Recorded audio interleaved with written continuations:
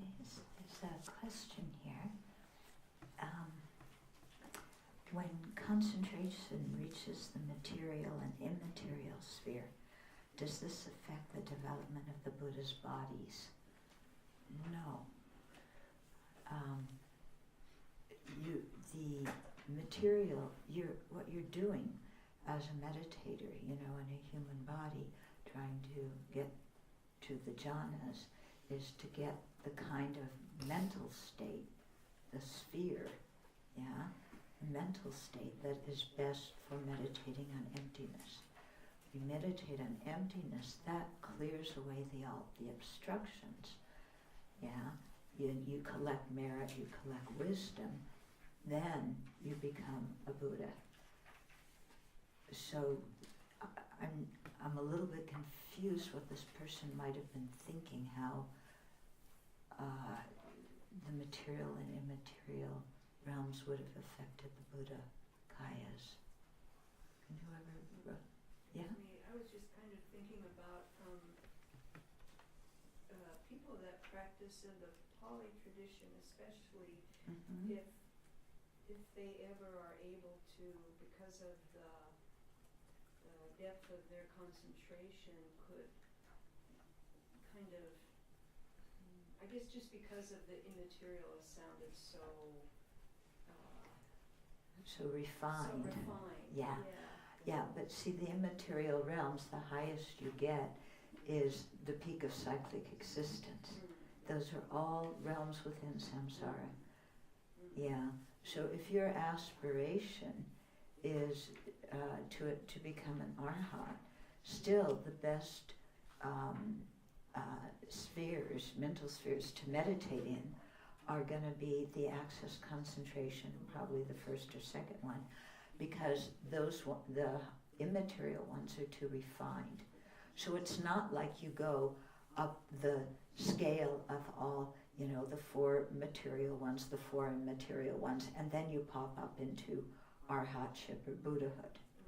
No, it's not like that. You're trying to get the optimum mental state that has deep enough concentration, but is not so refined that you can't do analysis. So would that state be just really kind of, I can't grow up with that state? You mean the immaterial realm? Yeah, well, according to Sutra, they don't have a gross body. It comes a little bit in here, I don't know if you've read ahead or not, but it says, how you attain those, and so that might clarify it a bit for you. Anything else? Actually, Venom, I did have a question. Mm-hmm. Is there anything worthwhile in the desire realm sphere of consciousness as far as cultivating? I mean, we're just basically trying to refrain from non-virtue, trying to cultivate love and compassion. So for the desire realm sphere of consciousness, we're down at the grossest cultivation of concentration, which is just trying to keep our mind on. It looks like there's no redeeming qualities. We want to get to these finer, more subtler forms of concentration. But also those subtler forms are still within samsara. They have to be, so it's not like you're trying to be born in one of those other realms. Right. Yeah. As in the desire realm, there's a lot of distraction. Right. However, it's easier to realize emptiness than if you're born in the mental, the immaterial realm or the material realm. Because as a human being, we have enough happiness that we can focus on the Dharma, and enough suffering that reminds us to practice. If you're born in the material realm, it's pretty nice there, so you don't think about practice so much. Okay? And I'm not sure even if the beings born in those realms can even attain the path of seeing or not. I can't remember exactly. Definitely not in the immaterial realms. You can't even attain the path of seeing. Okay. Yeah, because the mind's too refined. You can't. Okay. Yeah. I knew there was something redeeming about this place. As Yeah. far as the mind. I don't know if redeeming is the right word, but there's, Productive, can be productive. yeah, there's maybe. something that we can use the Yeah. desire realm Okay. for.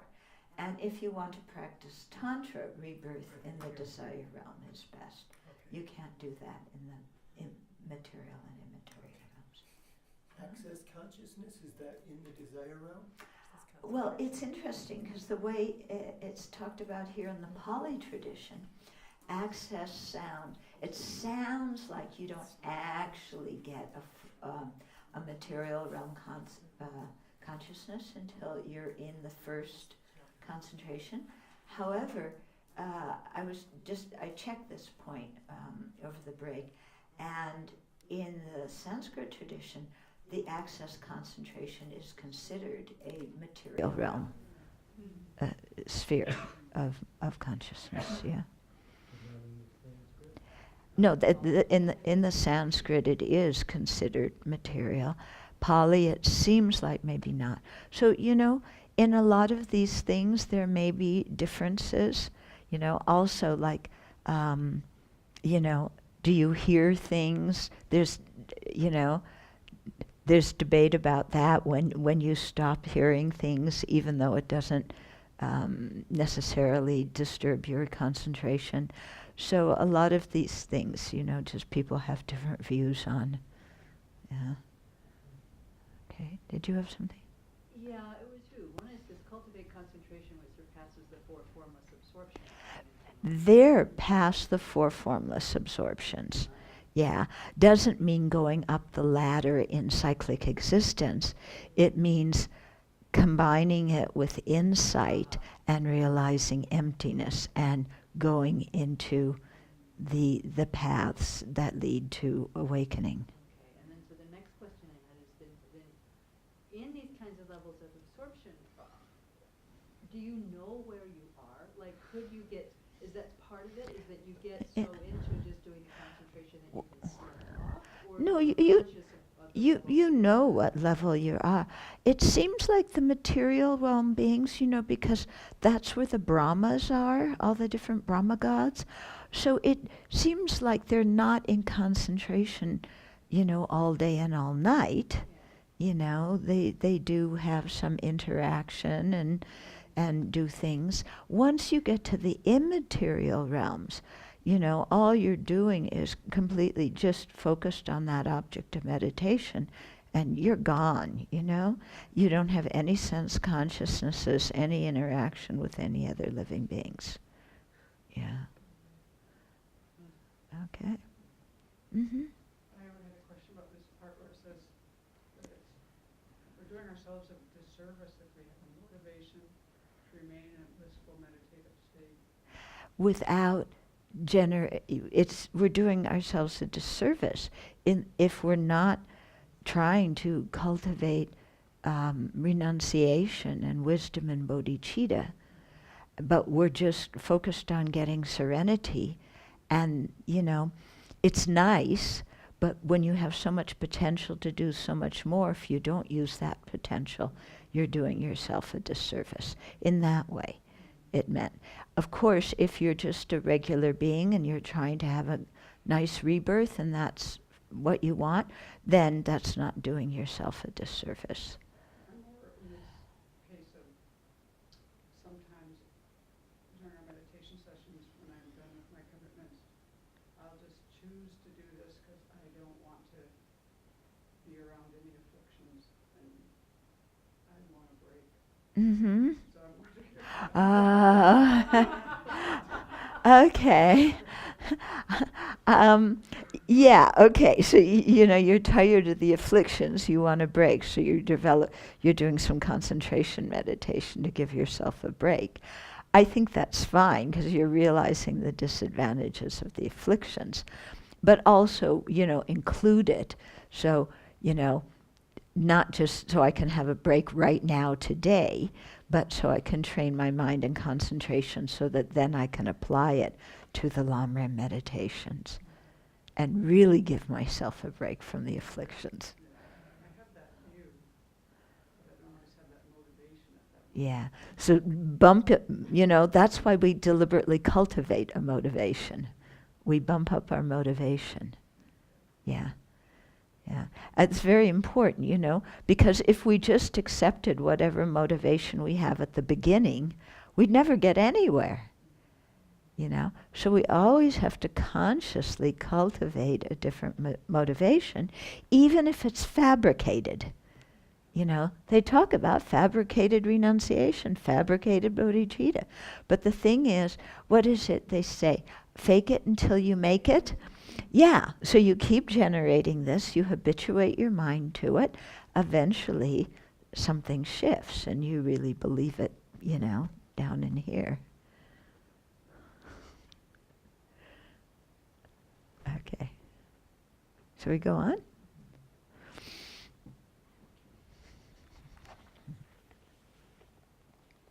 Okay. So we left off with, give your life to the Buddha before you go off to develop concentration. At the beginning of a meditation session, review the disadvantages of sensual desires and cultivate the wish to be free from them. Recollect the qualities of the three jewels. Feel joyful that you are entering the path of renunciation that all Aryas have followed, and be confident that you will gain the bliss of nirvana. Okay? So you see here, right at the beginning, in the Pali tradition, generate this motivation and put your, what you're about to do within the context of generating bodhicitta and generating renunciation and going towards nibbana. Okay? And thinking of the disadvantages of sensual desire and so forth. Okay? So 3 signs, or the word is nimitta, are cultivated in the process of developing samadhi. The preliminary work sign, the learning or acquired sign, and the counterpart sign. Okay? So using the example of an earth kasina, a meditator makes the kasina disc, a round disc of clean clay about 4 fingers width that is placed on a board in front of the meditator. Okay, so you start out with an external physical object that's a round disc made of clay about 4 fingers width across. Okay, with her eyes open, she looks at it thinking earth, earth. Okay, so you're looking at this thing of earth, going earth, earth, When the image of earth is firm in her mind, she closes her eyes and continues to focus earth, earth. So it's not just saying the word earth, earth. It's having the image of earth too, and saying the word to help you have that image. Okay? The actual object of meditation now is the image of earth, which is an object of mental consciousness, not of visual consciousness. So in Buddhism, it's very clear. You are, your final object is a mental object. You don't develop serenity staring at a candlelight and with your visual object. Okay, it's not that. So you have this image of the earth, which is appearing to your mental consciousness, not your visual consciousness. So this is the preliminary work sign. Okay? If the image fades, she opens her eyes and looks at the earth kasina to refresh her visualization, and again lowers her eyes and meditates on the image of earth appearing to her mental consciousness. Yeah. So we might do, instead of the image of the earth, we might use the image of a Buddha. So you start out looking at the image, and then you close your eyes, and you have the conceptual appearance. Okay, similar, like that.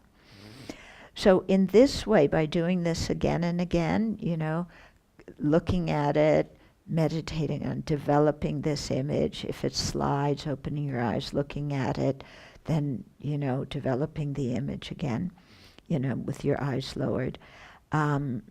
So in this way, she develops the sign, forming the image in her mind, sometimes with open eyes and sometimes with them closed. At this initial stage of practice, her concentration is called preliminary concentration. Okay, so the preliminary work sign and her concentration is preliminary concentration. And most of her effort goes towards being mindful of the object, noticing when a distraction or other hindrance has arisen, applying the antidote, and bringing her mind back to the meditation object. Okay, so very similar to the instructions we have. So especially this mental factor of mindfulness, here in concentrations means you're remembering your object of meditation. Yeah, you don't like look at the object, close your eyes and, go to something else. You're remembering it. She continues to develop the preliminary work sign until the learning sign arises. So that's the second sign. This subtler object replaces the preliminary work sign and arises when the meditator sees the mental image just as clearly when her eyes are closed as when she is looking at the kasina. Okay? So that mental image is pretty clear. Yeah? Now, at this point, she stops looking at the external kasina, because she already has it very vivid in her mind, and focuses exclusively on the mental object, the learning sign. Okay. However, if her apprehension of the learning sign fades, she again looks at the physical earth sign with her eyes. Okay, so you still can lose your learning sign and you look at the object. So course engagement is important at this point to establish familiarity with the learning sign. So you have to have course engagement is one mental factor. Sometimes it's translated as when it's used in other contexts as investigation. Okay, but here it's course engagement. As she continues, and we'll get into exactly what that is in a little bit. As she continues meditating, the 5 hindrances, remember the 5 hindrances? We'll get into them. Okay, so sensual desire, malice, dullness and drowsiness, regret and remorse and doubt. Okay, so those 5 hindrances are gradually suppressed by the 5 absorption factors. Yeah, so the 5 absorption factors, course engagement, refined engagement, rapture, bliss, and one-pointedness, I believe it is. Okay, so here, okay, so the 5 hindrances are gradually suppressed by the 5 absorption factors. It's not that each absorption factor suppresses one hindrance. It's not like that. It's all 5 work together against all 5. Okay? Here, suppression means manifest hindrances do not appear. Suppression of the 5 hindrances leads to greater clarity and ability to discern the functioning of the mind. The mind and body are at ease. The mind is virtuous, and one feels either pleasure or equanimity. Okay? So there's no more unpleasant feelings. Yeah? And you're pretty concentrated at this point because the manifest hindrances, do not appear. So untroubled by manifest afflictions and the 5 hindrances, the mind becomes more concentrated. Yeah. Okay, then the counterpart sign, that's the 3rd sign, arises, and access concentration is attained. So if I were to make a guess, I would say that this part where you're suppressing the manifest hindrances, yeah, but you haven't yet attained access concentration and the counterpart sign. My guess, if you were to map that onto the 9 stages of sustained attention, it would probably be the 9th. Yeah, because at the 9th you haven't yet attained serenity. You have to still continue. And so here, you still have to continue. Then you attain the counterpart sign, or the counterpart, you don't attain it, it arises, and access concentration is attained. Okay. While imperfections are seen in the learning sign, the counterpart sign is brighter and more purified. Luminous, beautiful, and vivid, it has no physical color or shape. And so you can't see it with your eyes. And is an object only of mental consciousness. It lacks the 3 characteristics of impermanence and so forth. Stabilizing the counterpart sign is difficult, so the meditator must guard it carefully and continue practice to attain full absorption. So you see, you can get to access, but you still have to stabilize the counterpart sign. So you still have to work on that before you enter into the first jhana. Okay?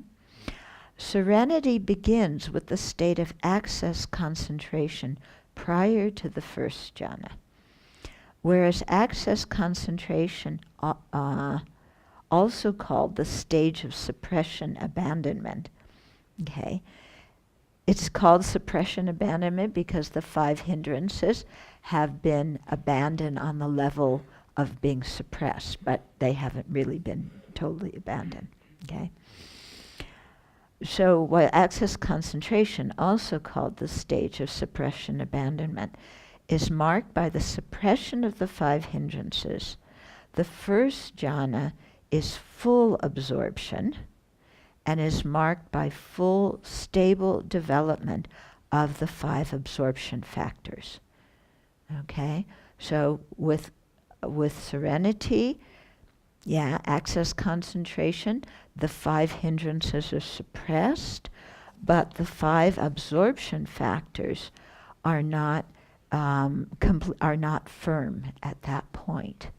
So you have to keep meditating. Then you go from access to the first concentration. Okay? And that's when you have the full stable development of the 5 absorption factors. While the absorption factors are present in access concentration, they are not firm, and a meditator can still lose access concentration easily.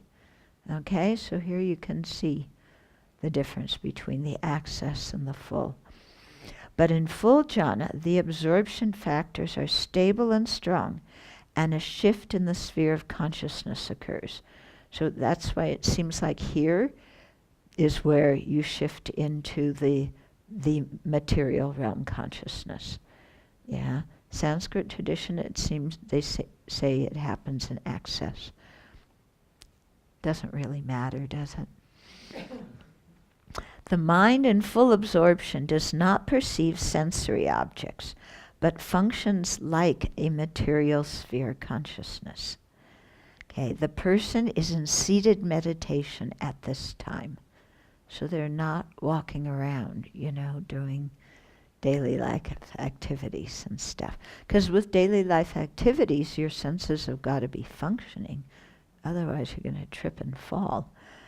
Okay? Many meditation masters suggest using the breath as the meditation object because focusing on it slows the thought processes and clears the mind of scattered thoughts.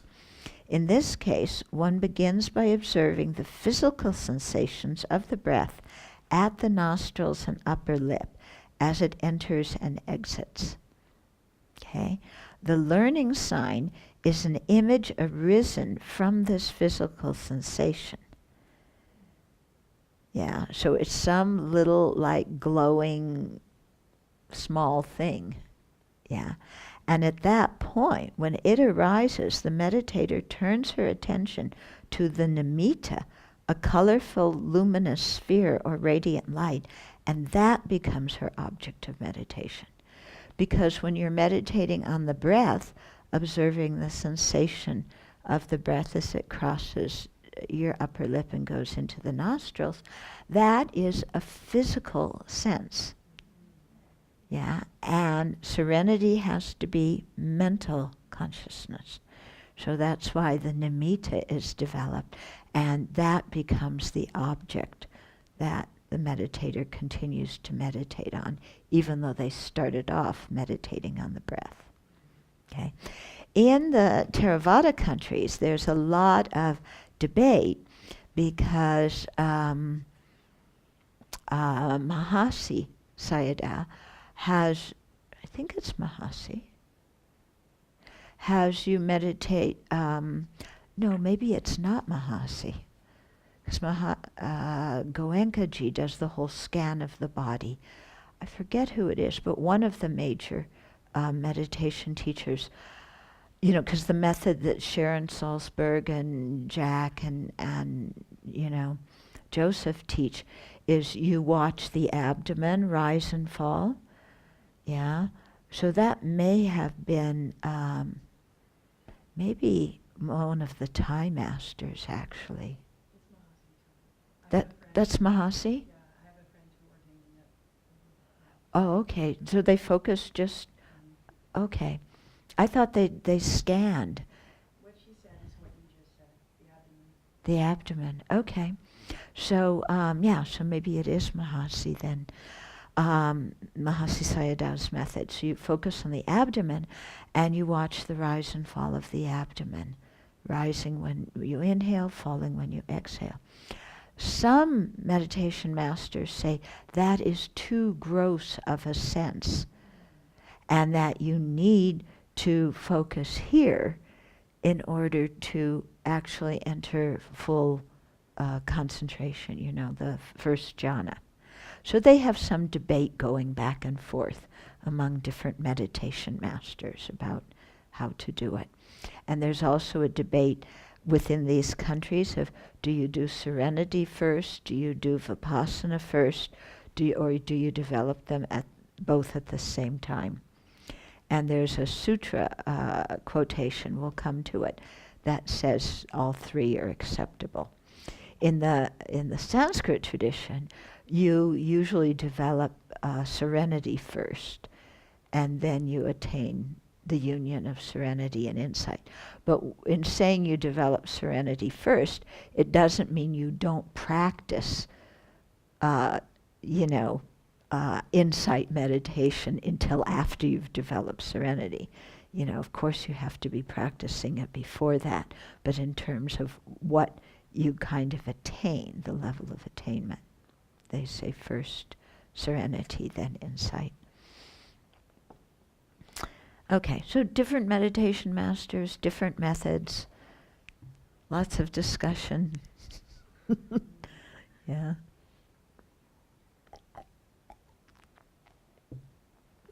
Okay, then the 5 hindrances and 5 absorption factors. Spoken about in both the Pali and Sanskrit traditions, the 5 main hindrances and their antidotes need to be overcome with skill and effort from the beginning. So here we're going into the 5. First one, sensual desire. This one keeps coming up again and again. Have you noticed? Whenever we talk about afflictions, whenever we talk about, hindrances to concentration, whenever we talk about worldly concerns, this one is there.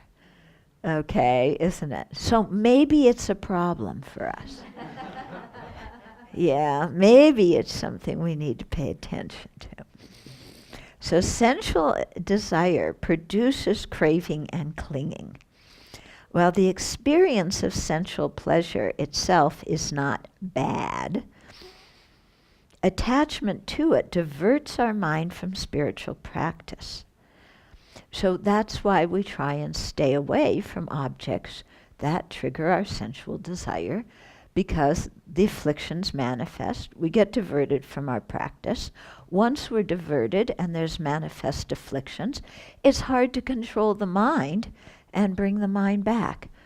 Yeah. So it's like, you can have if you break your leg, you can put it in a cast and it'll heal.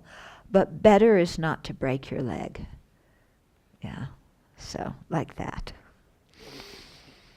Okay, so remembering impermanence and the unsatisfactory nature of sensual pleasure helps to calm the mind.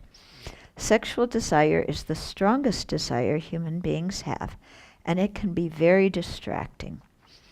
Mentally analyzing the parts of the body and seeing their unattractiveness, to put it mildly, is an effective method for counteracting that. Okay. Then second one, malice. This one seems to come up. Malice, anger, hostility, when we talk about the afflictions, when we talk about the 8 worldly concerns, when we talk about hindrances to concentration. So again, maybe we have a problem with this one. Okay. So this may arise towards a person, physical or mental pain, loneliness, certain ideas, sounds, thoughts, and so forth. Meditation on love or fortitude is the antidote. Okay, so this is very interesting, how malice arises towards a person. We can understand that. It also arises towards physical or mental pain.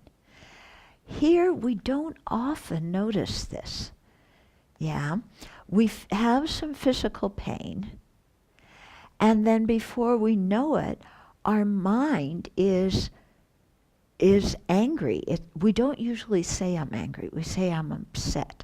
It means angry, but it sounds better. Yeah. And I don't like this sensation. Yeah. Here's the sensation. I don't like it. I want it gone now. Actually, 2 minutes ago it should have been gone.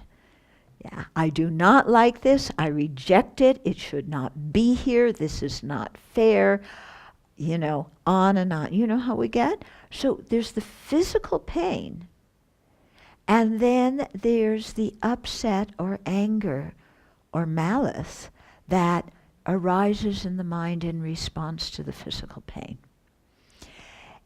It's very important in our meditation to watch this and to be able to differentiate what is the physical pain and what is the mind anger and rejection of that physical pain. Okay? Because if you can do this, it will save you a lot of suffering. Yeah, if you can really see the difference between these two.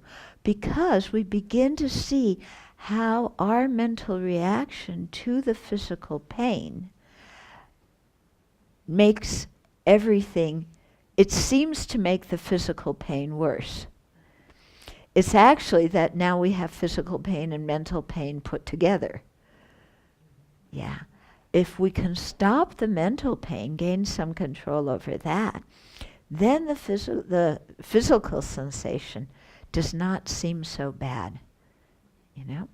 And I can watch and see, when there's a physical pain, or even I don't have the physical pain, if I'm worried about something in my body, everything may be fine, but I'm worried about something in my body, boy, the mind spins off. Yeah, do you have that too? Spins off. Before I know it, I'm on my deathbed. This physical sensation or whatever it is, it indicates that, it must be kidney disease, it must be cancer, it must be, lymphoma. It's something, and I'm on my deathbed. I just haven't gotten to the doctor and gotten a diagnosis yet. But, this is it. Do your minds go there too? Huh? We just did the death meditation. Ah, okay. Yeah. Intentionally doing. That's intentionally doing. But how about just watching how you respond to physical pain? Yeah. The mind creates worst case scenario. Yeah. For sure. Worst case scenario. And then that, of course, makes the whole thing worse. Yeah. But it's most of it, I mean, it's mostly mental, isn't it? The whole story's mental. Similarly, when we have mental pain, yeah, when we're unhappy about something or, whatever like that, we don't like that feeling either. And it's like, I'm tired of feeling unhappy. I'm tired of feeling depressed. I don't like how I'm feeling. Yeah? And then again, we're angry at what the reality of our feeling is. And of course, that makes us feel worse, doesn't it? Yeah? I'm tired of being unhappy. Even though our unhappiness may be in response to, how somebody looked at us in the morning or a comment somebody made. Yeah, I'm so tired. Every day I'm unhappy like this. I'm fed up.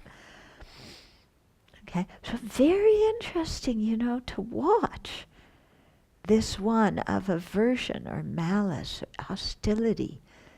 Yeah, how we don't like an unpleasant mental feeling or an unpleasant physical feeling. And just the rejection of that.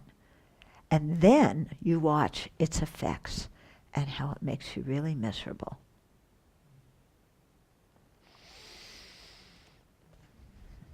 Okay. Then, third one, dullness and drowsiness. So these are two different ones, but they're put together because they both go on the side of the mind has too little energy. Okay. So dullness and drowsiness manifest physically and mentally. Dullness is a heaviness of mind. The mind lacks energy, is bored, or is in a fog. Huh? Huh? Are you talking to me?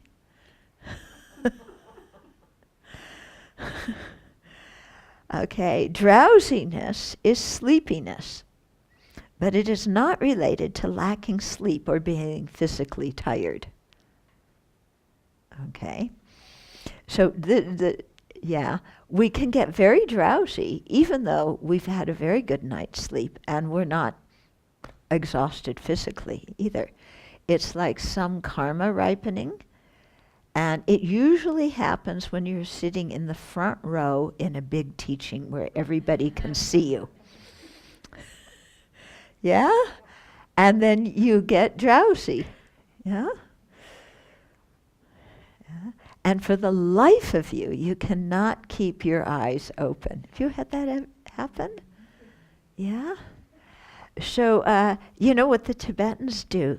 They discovered tiger balm. So they put tiger balm right by their eyes when they get drowsy. Yeah? It works. The Taiwanese nuns have peppermint sticks that they rub over their nose. Peppermint doesn't wake me up. That's intense. It is? Okay, maybe pass it around here.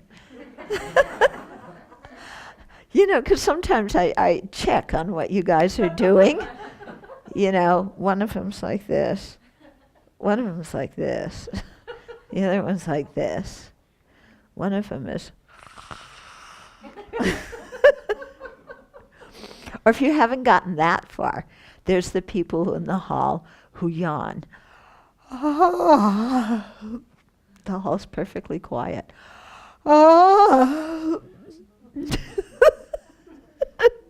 We all know who they are, don't we? But they don't know who they are. They don't recognize they're making noise. Should we blow the lid? And we'll see if they figure out who they are. If they don't, There's more than one. Okay. So thinking about the qualities of the three jewels, the preciousness of our human life, our opportunity to cultivate wonderful spiritual qualities, and so on, energizes the mind.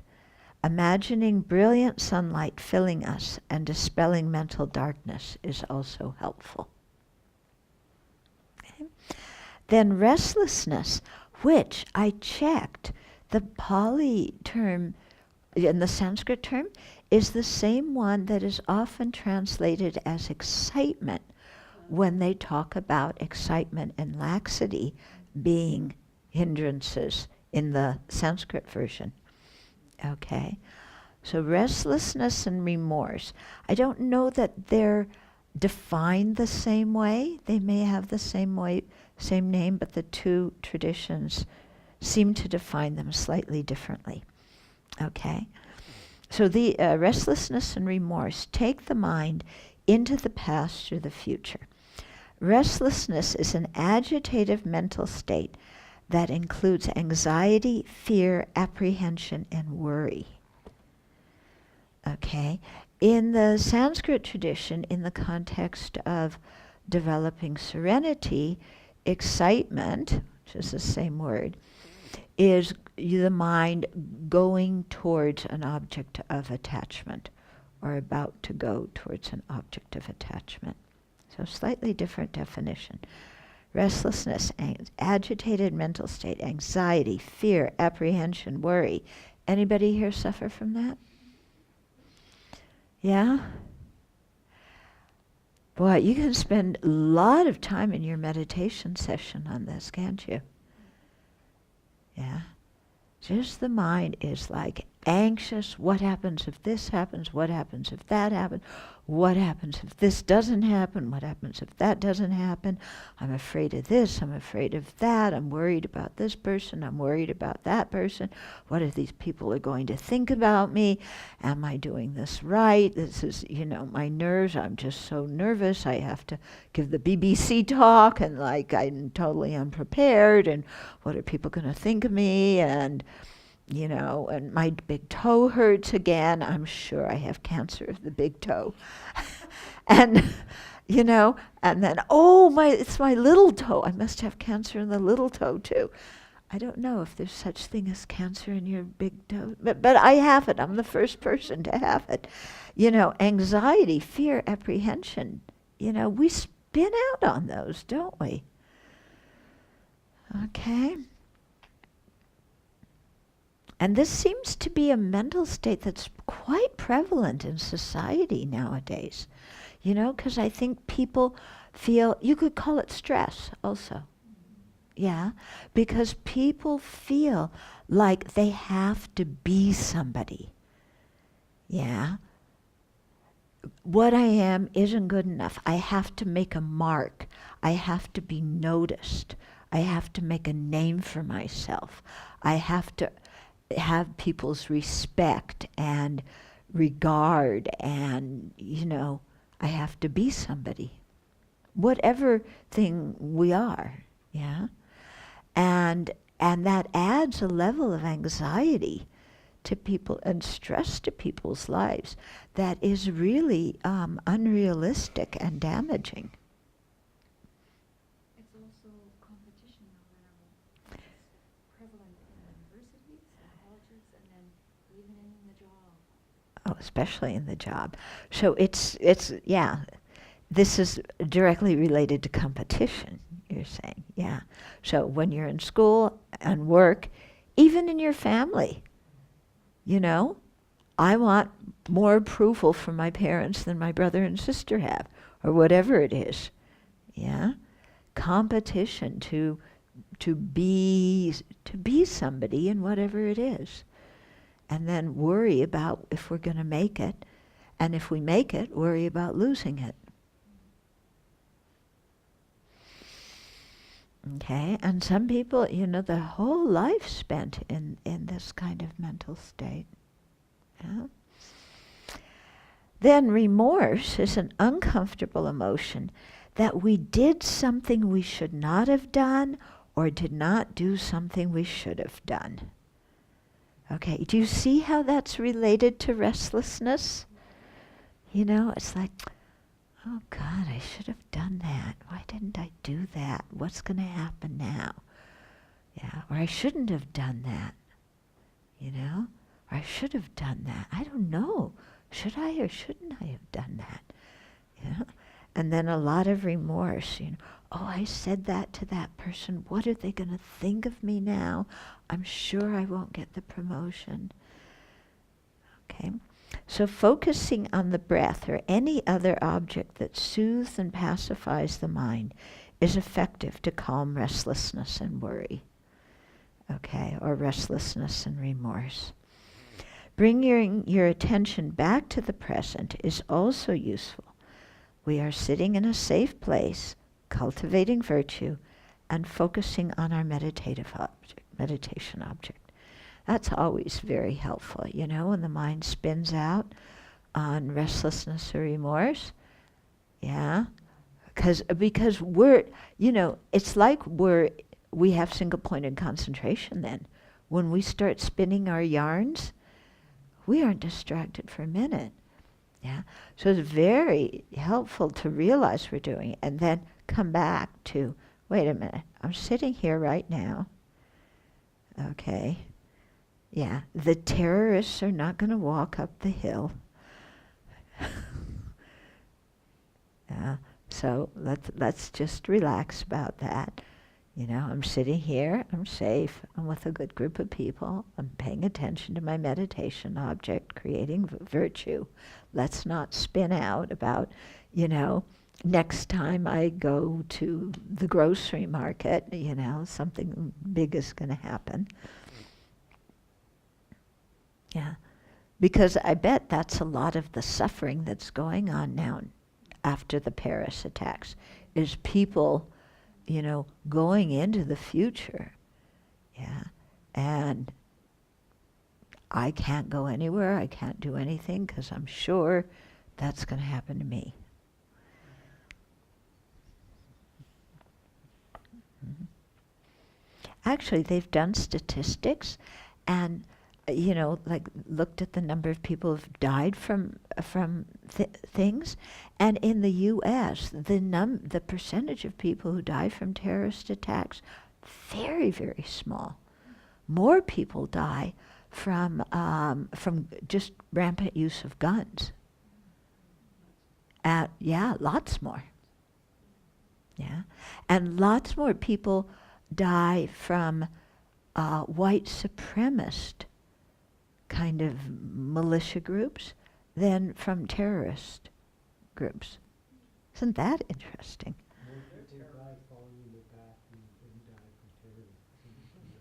What do you think? More people slip on the bathroom floor and die. From terrorists? More people... Okay, so more people slip on the bathroom floor and die than die for terrorism. And yet, when you go in the bathroom, is that prominent? Or when you're sitting here meditating, oh my God, I know next time I go to the bathroom, I'm on the floor. I'm going to lie on the bathroom floor. Nobody's going to know it. I'll have broken every bone in my body. You know, Karuna will come in and lick me, but she can't go tell anybody. You know, then I'll be on the bathroom floor all night. Then, who is it? Oh, Venerable Yeshe, you're the first one who gets up. She'll come in the morning and she'll find me on the bathroom floor. Yeah? And she'll send Mudita to rescue me. Yeah? And well, I mean, do we worry about that? No. Okay.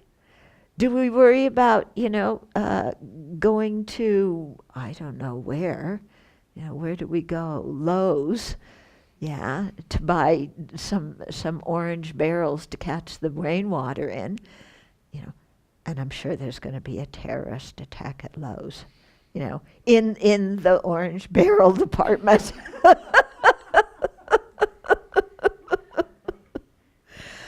Yeah. Okay. more people die of car accidents than of terrorist attacks. But people get in the car and they don't worry about anything. Yeah? So it's interesting how our mind works, isn't it? You know? But that's the purpose of doing the terrorist attack, is you make people unnecessarily afraid. Okay, then the fifth one is doubt. Yeah. Doubt involves doubting our abilities, the teachings, or the possibility of actualizing our spiritual goals. After identifying a mental state as deluded doubt, bring your mind back to the meditation object. Yeah, don't go into the doubt. Deluded doubt differs from a virtuous mind that is curious and wants to learn. When we have doubts because we don't understand a topic well, we should go to a teacher and request clarification. So that's not the kind of doubt that we're having. Oh, I don't really know the answer to this question. This is doubt like serious doubt where, you know, does this path really work? Am I really capable? Okay. The Buddha taught 5 methods for training the mind when it loses its meditation object. When a hindrance is not so strong, simply returning the mind to the meditation object is sufficient. But when that doesn't work, we must temporarily leave the meditation object and reflect on another topic to actively counteract the hindrance and bring the mind back to a balanced perspective. So the antidotes to apply in sequence are: give attention to another object that is virtuous. Okay, so you've gotten distracted, give attention, to a virtuous object. In other words, contemplate the opposite of the distracting thought or emotion. Then the second is examine the danger and disadvantages of those thoughts, so whatever is distracting you. Third is do not give attention to those thoughts and do something else. Yeah, and fourth is give attention to stilling the thoughts. For example, ask yourself, what are all the factors that led to this thought or emotion coming into my mind? Watch the thoughts flow by from a detached standpoint until they gradually quiet down. And then fifth, crush a non-virtuous mental state with a virtuous one. Okay? So by employing these counterforces consistently and properly, hindrances decrease and we are able to return to our meditation object. Over time, the mind will become quieter, single-pointed, and concentrated. The 5 absorption factors are cultivated in the process of attaining serenity. Their full development marks entrance into the first jhana. So first one, course engagement. Repeatedly directs and applies the mind to the meditation object, which at this point is the counterpoint sign. So here it's talking about these 5 factors when you've attained access concentration, because you have the counterpoint sign, so that's access concentration. Okay, so course attainment repeatedly directs and applies the mind to the meditative object. Of course, these 5, you've been practicing them all along. Yeah, it's not that you just start. You attain them out of the blue here. Okay. Then refined engagement is sustained awareness on the meditation object. Okay, so course engagement repeatedly directs and applies the mind to the object. Refined engagement is sustained awareness on that object. It examines and knows the object, keeping the mind on it. Course engagement is compared to ringing a bell, and refined engagement to the resonance of the sound. So course engagement, mind, you're going to this topic, and then refined engagement continues that on. Okay. Then rapture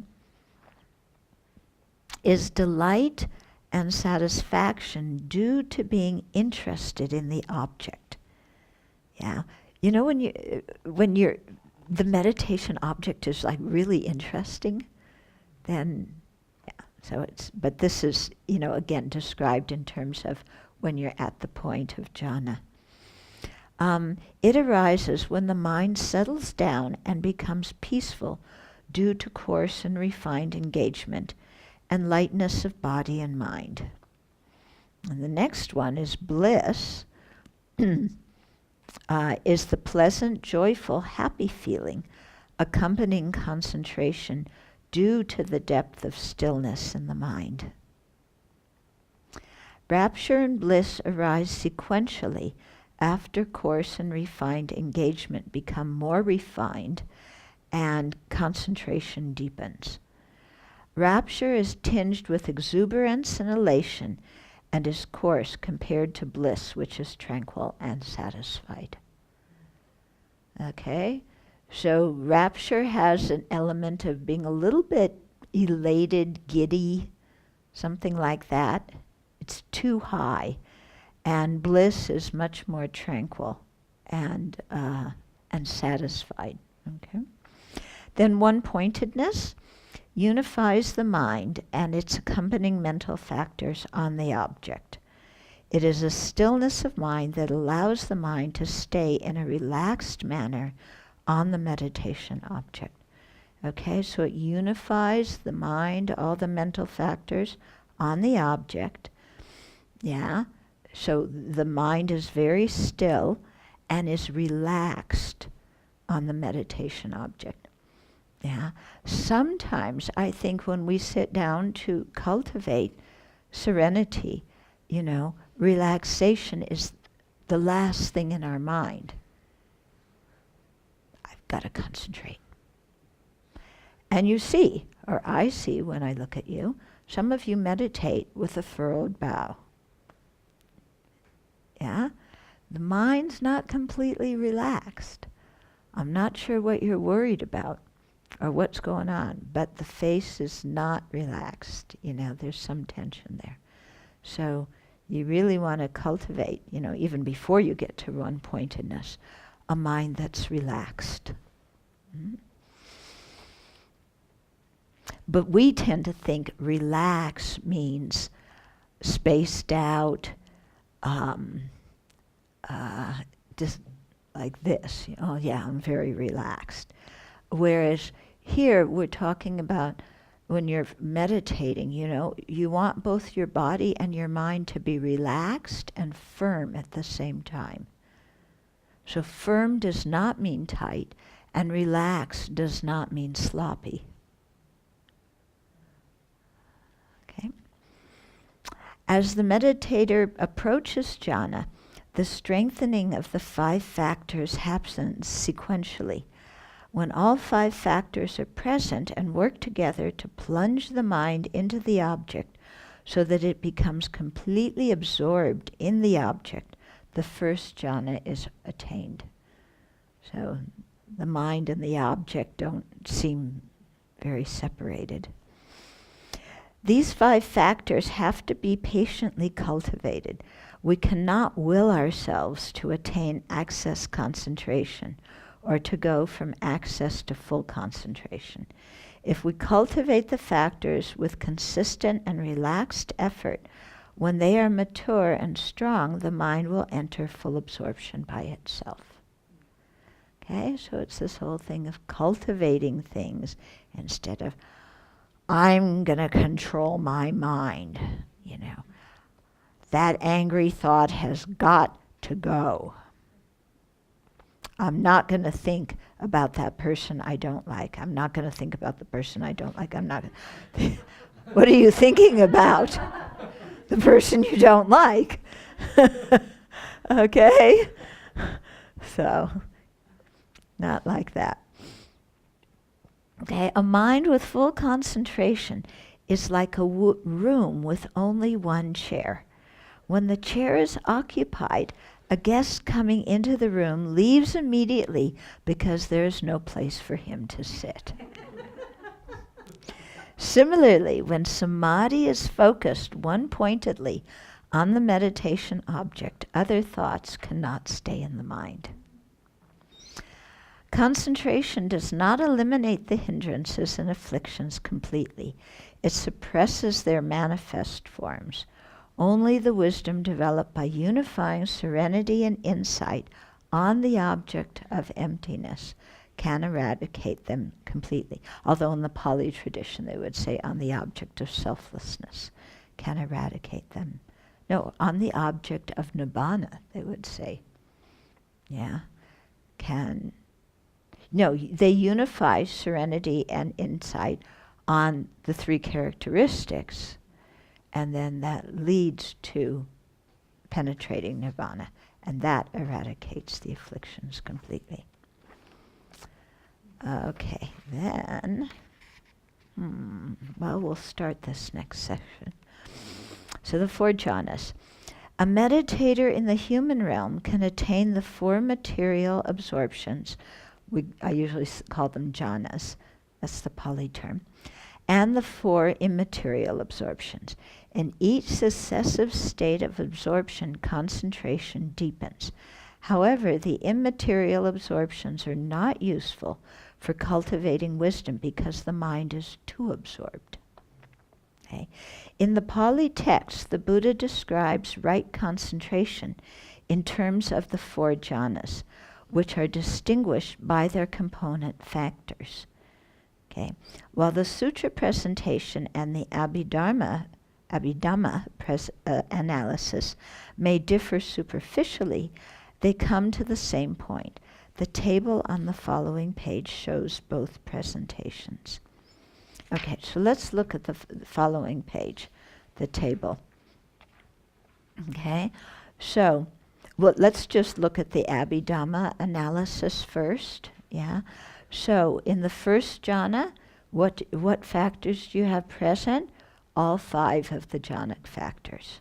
Okay, when you go from the first jhana to the second jhana, you no longer have coarse engagement and refined engagement, because you don't need to put the mind on the object and, have effort in sustaining it there. But you do have rapture, bliss, and one-pointedness. When the concentration deepens and you go to the third jhana, the rapture stops because the rapture's a little bit too high, it's a little bit giddy. So your concentration's deeper, you have bliss and one-pointedness.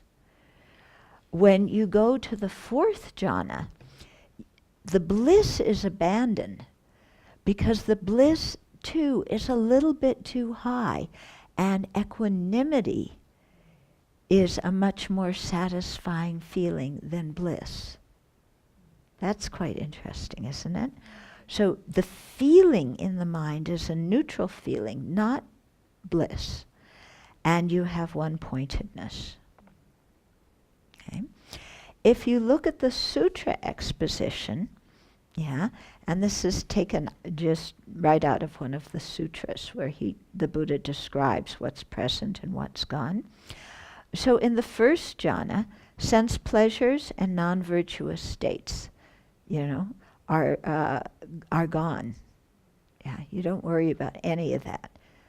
Yeah, the mind is virtuous, no distractions to sensual pleasures. Yeah, present, coarse, and refined engagement, rapture, and the bliss born of seclusion. So what you're secluded from is the 5 hindrances. So the mind is blissful for that. Yeah.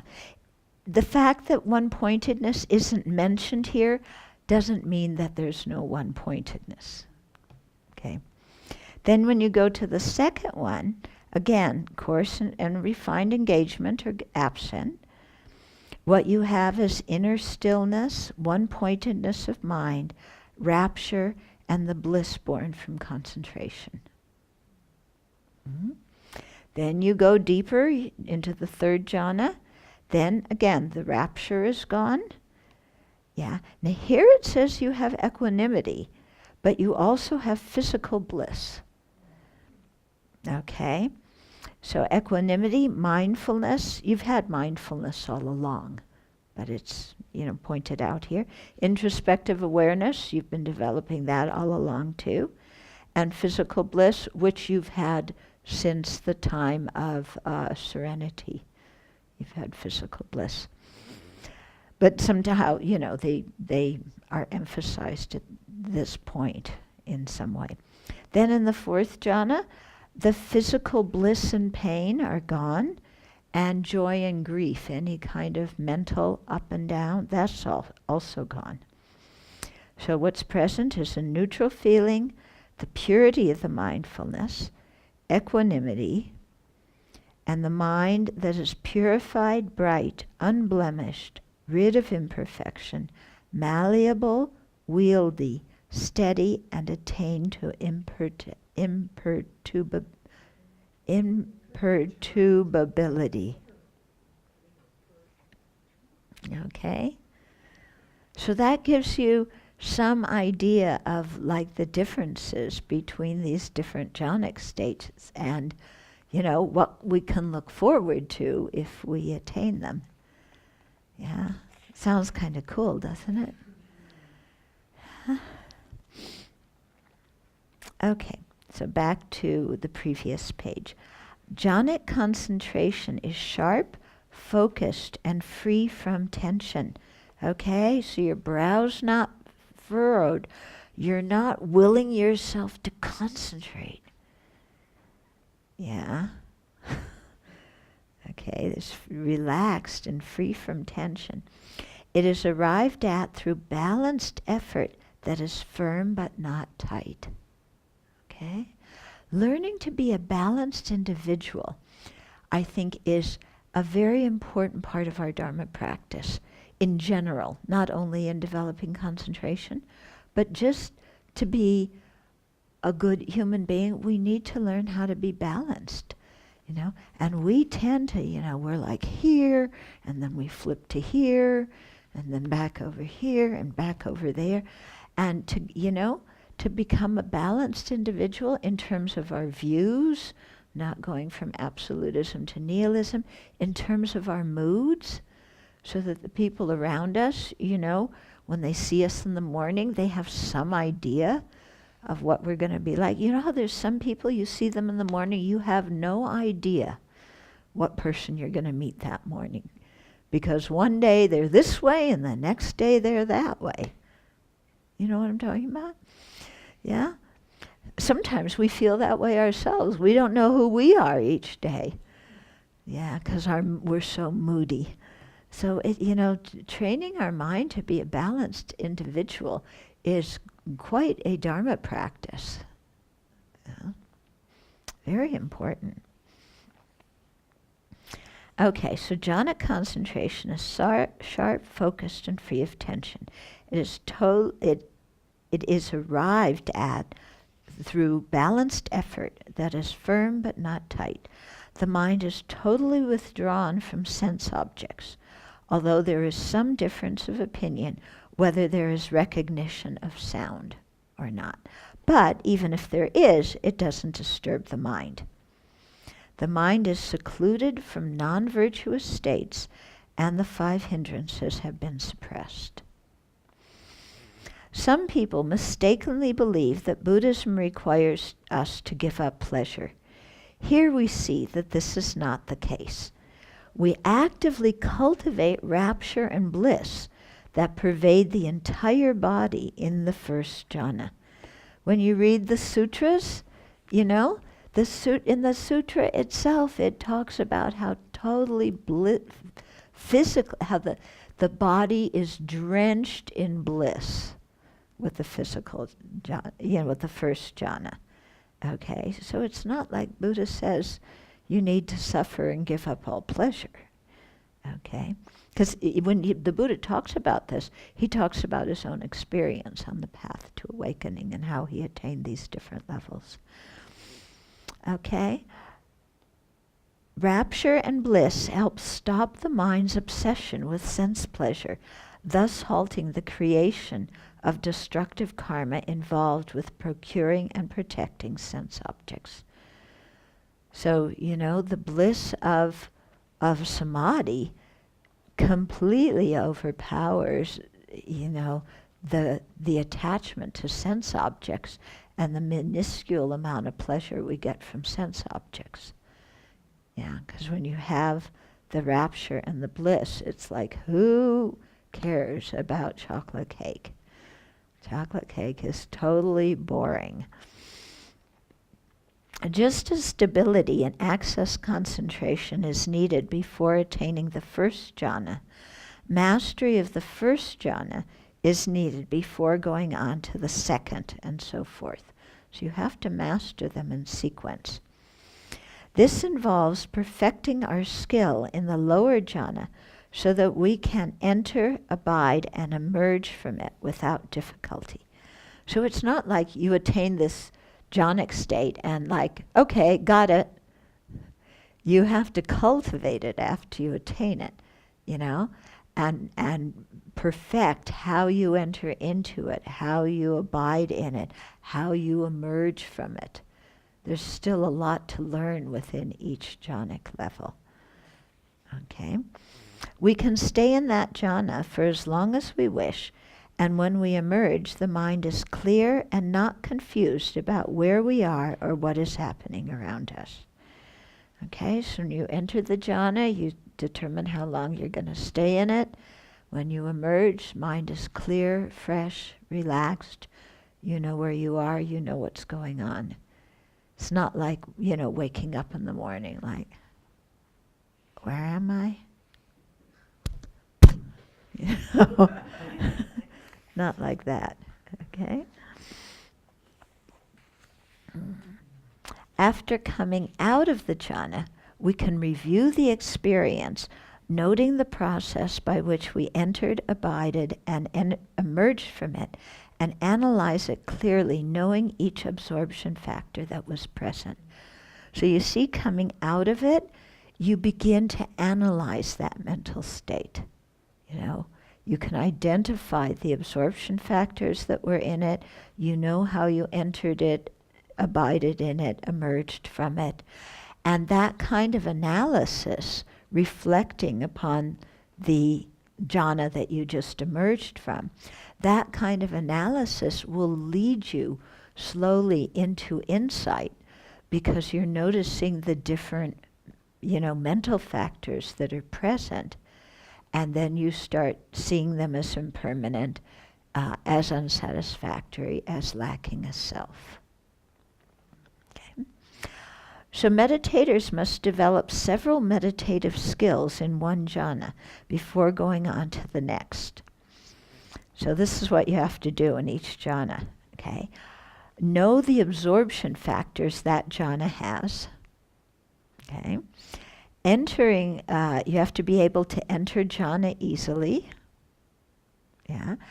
and to perfect steadying the mind in the jhana, keeping the mind steady, being able to emerge from the jhana at the time we have determined before entering it, have to be able to do that.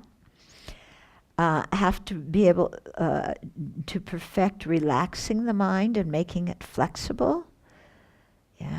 Knowing and being comfortable with the object. Also perfecting knowing whether a sign or one of the three characteristics is the object. Resolving to elevate the mind to the next higher jhana. So this requires some analysis and see the disadvantages of the lower one, the advantages of the higher one. Then you have to act with care to enter jhana and maintain the continuity in the practice and fulfill the necessary and beneficial qualities for concentration. Okay? So, like I said, it's not that you just enter a jhana, okay, now I have it, now let's start preparing for the next one by seeing the disadvantages of this one and the benefit of the other. No, you have to really perfect your concentration ability. It's a skill that we train in, like any other skill. Yeah. It's kind of like, if you go to welding school, you get your welding certificate, but it doesn't mean that you're an experienced, talented welder. It just means, to become the experienced, talented one, you have to develop what you've attained on the basis of your getting your certificate. Okay. As we develop these skills and become familiar with the first jhana, we begin to reflect that while the first jhana is wonderful and definitely better than pleasures of the desire realm, it also has some faults. It isn't far removed from the desire realm mind, and with its the desire realm mind with its 5 hindrances and manifest defilements, and coarse and refined engagement are comparatively coarse factors. Okay. We recall that the Buddha spoke of another meditative absorption, even more excellent and peaceful, in which coarse and refined engagement are absent. Okay. Having repeatedly reflected on the defects of the first jhana and the benefits of the second one, we make a determination to attain the second jhana. Yeah. According to the Pali commentaries, this analysis occurs after we have left the first jhana and resumed normal consciousness, because there is no thought or deliberation while absorbed in the jhanas. So this is, when it says left the first jhana, it doesn't mean leave it for good. It means you've emerged from a meditation session, resumed normal consciousness. Yeah.